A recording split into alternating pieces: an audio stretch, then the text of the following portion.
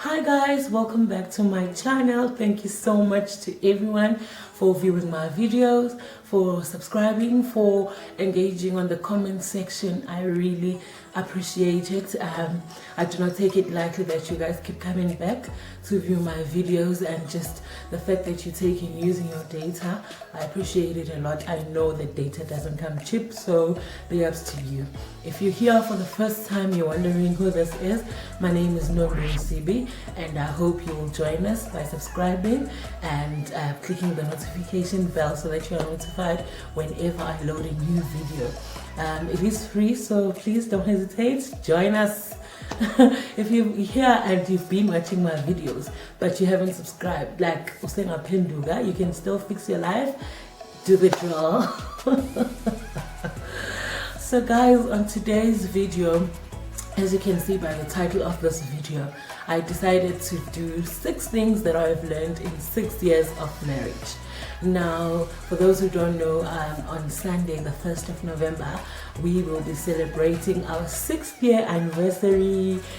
We got married in 2014, so it's going to be 6 years exactly.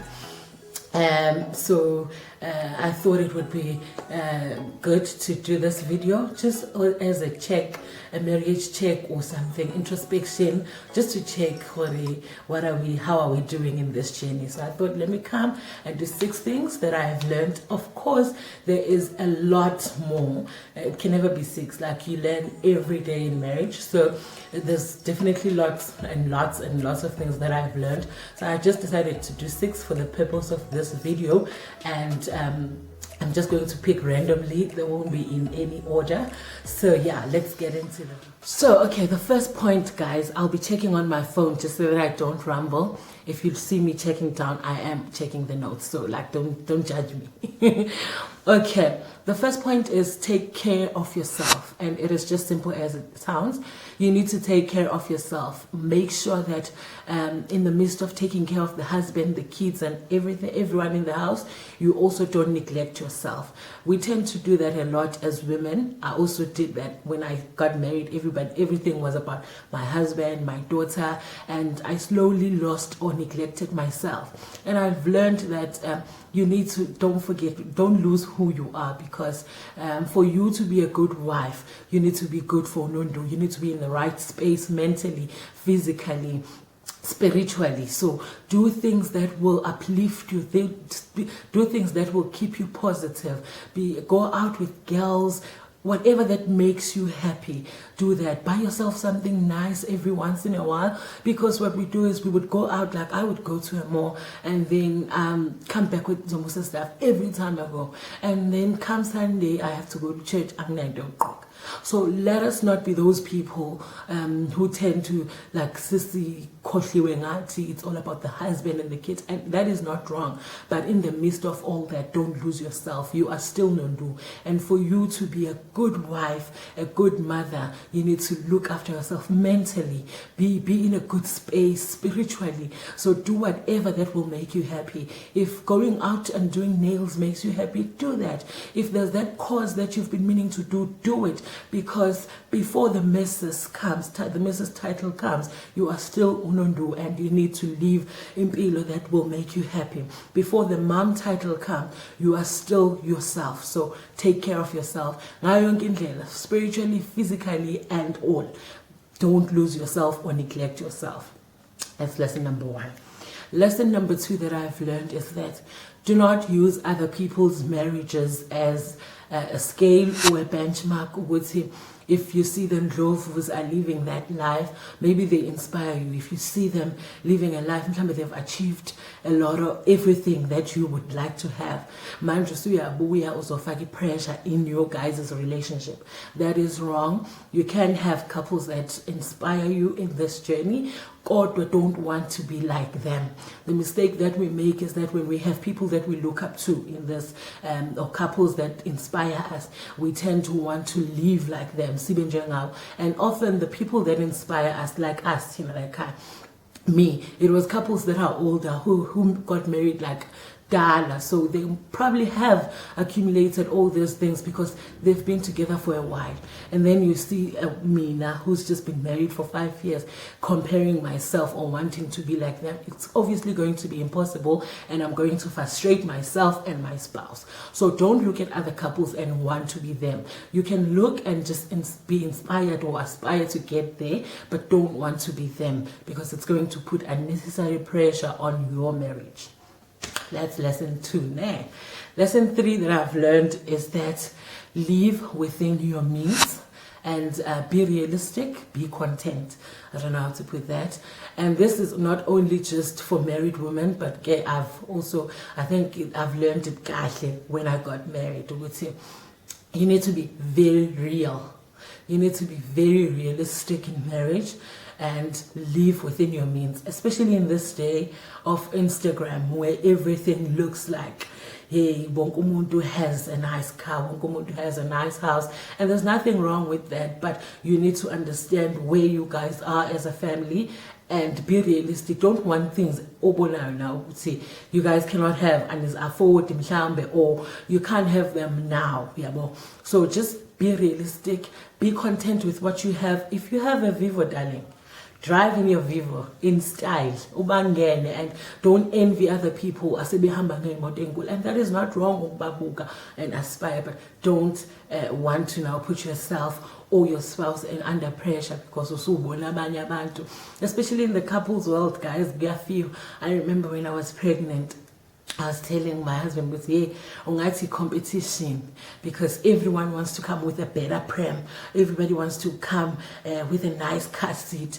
If you're going to look at those people and want to do that for you, this is our budget. Any budget here, you might not afford a pram 12,000. So it is important that you live within your means, and this is important because a lot of marriages suffer because people want to live beyond their means, and people don't want to be realistic. What is the current situation, but they want to live a life aesthetics. That is not going to work, or it's not going to help your marriage. Into your Instagram, guys, I feel like into your Instagram, I think in my marriage, because the last thing you want to do is put pressure. They probably have nabizinto that they are cutting out in Zabo. They are living within their means. They are realistic with what they have. They are content. When you're busy, you want to be like them. So don't look at Instagram and want to live Instagram life blindly. That's point 3. Point 4 that I've learned is that love is a choice and not a feeling. This thing has always been said, but guessing being married 6 years, that feelings come and go, and this is true. Like, you can sleep uchabulile, and the next day things change. You are sad, you are moody. Feelings change instantly. But if you choose and if you decide to say, today I'm going to be the best version of myself, you stay with that, even if also with that feeling your mood is coming. But because you have decided and you are choosing to ignore it, you can have the best day of your life. So that's how it is as well with marriage. Love, feelings will go. Like, the person will annoy you. The person also frustrated to the point that you feel like, but why did I marry this person? Or if you choose those people, choose to love them, choose to love them the things that you like. Choose to love them when they disagree with you. So I've learned that you do not you need to choose to love the person, feelings, because if you go with feelings, I don't think you would last, and that is just me. And then the next one, which is the 5th one, I think, do not try to change your spouse. Now, this is important, especially as women. We tend to do this a lot when we get married, and I don't know but excuse me. Also, you're getting married, and then now you're telling the guy he must dress a certain way, he must eat certain food, he must hang out with your friends or not with his old friends. You're telling him we must wear matching clothes. Like, Would you like it when if someone comes and tell you ukuthi as Nonduh hlukana nabangani bakho and wear like this, wear this today? It's not right. And I've learned ukuthi the more you try to change the person, it's like you are telling them to remain. So if you can see with him your husband or your wife dresses in a certain way that you don't like, find wise ways to address the issue. You need to be very wise in marriage. Like, you can't be, if your husband likes to wear formal pants all the time, KaMalunga weekend, and that annoys you, you can't just go to a Truett and buy a jean and shorts and just and be like, you need to stop with your pants and wear these on weekends. No, it doesn't sound right. But if you suggest it, like good boy, right, and then suggest to say, maybe you must try wearing something a bit more casual on weekends. It will make more sense. Actually, I use chekela, the losers, rather than you coming to it's more like you are saying, change this because I want you to look like this, and nobody wants to be told how to live their life. And of course you will have things during issue. There's a lot of things that we don't like about our spouses that we wish we can change, but access forced and more forced, you are causing more frustration, and I am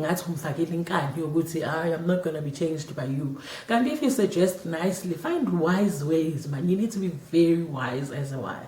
Find wise ways. If your husband, like my husband, likes traditional food, and he likes your traditional food, so I can't be now every day mushroom sauce and steak, white sauce and macaroni, seafood. So now must he go to the rank because chicken a la king. And I'm not saying don't eat what's your favorite food, but incorporate his things, even if you don't like them. Incorporate his favorite meals. One day your I liked that mushroom sauce that you made the other day. So you don't have to force him to change. You can suggest things or new ways of doing things, right? If there are things that you see would change. But I would think that you are because a certain way. You've got this picture, or a couple goals or who are wearing matchy. Now you want him to be wearing matchy clothes, or so funa manje like lento oyibona lapha Instagram. It's not like, I cannot emphasize enough with lento yaka Instagram. For some people it works, and for some it doesn't work. So find what works for your household. Don't go and look on Instagram and then you bring it in this house. Because you saw someone. And also who to hang out with. No, don't do that. Let him hang out with his friends. I mean, he's got his own life. Like I said in the beginning, you still have your own life. You are still Nonduh before the Mrs. title. You are still Nonduh before a mother. So I'll still go chill with my girls, and I wouldn't appreciate it if someone comes and say, why are we bangan? Or when he's going there, we am phonela just before we am phonela. How say stop that? It is not nice. It is not attractive. We are still our own human beings before Sibe couple. So let us live our lives. And if there are some things that you're going to have to accept, and just learn to live with them. That you have to change. Yes, on that point. And then number 6 is that don't let kids come between you. Now this one I haven't even mastered. Nami isangshaya, but I can see that it is important that you come and discipline kids. Your kids must know that you are united, and if you don't want something, it is both of you. Like the husband mustn't be saying no shoes in the lounge, and when you're saying to kids, no, you can wear shoes in the lounge, but when your father is not here, don't. It causes friction because now the husband will be thinking, how I'm disciplining kids in a certain way, now you are coming with a certain way, and it already shows kids who would say, I can take advantage with this one. It causes unnecessary tension that we do not want. So just be united. I know sometimes men are a bit harsh with kids. I know I've seen it in my household.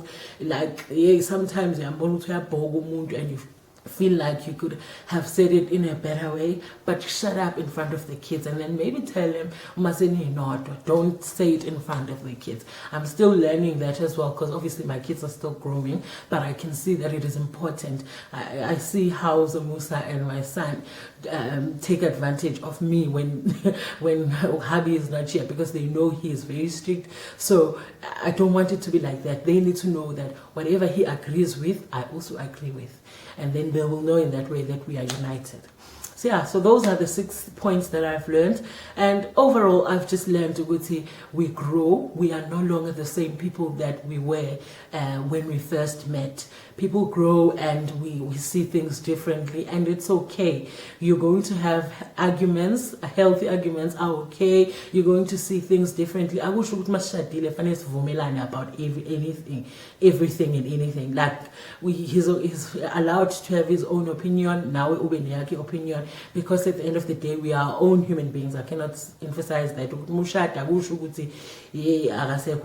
but we are our own people. We are trying to kula ndawonye. So eventually we're gonna merge and sifana. I don't know, but I feel like because we complement each other. Okay, so yeah, that's the end of the video. I hope you guys enjoyed it. I would have loved to do this video with my husband, actually, as a male. What has he learned? Because yeah, I was just saying my part, but also yeah, if you want him to come and say his 6 things that he has learned, please comment in the comment section. Let me know. Also, let me know what you have learned in your relationship, in your marriage. Maybe I could learn a thing or two from you guys. I hope you enjoyed the video. Remember to subscribe if you haven't subscribed, and also click the like button. It is very important to see that you guys like the video or not. Okay guys, thank you so much. I will see you next week. Bye.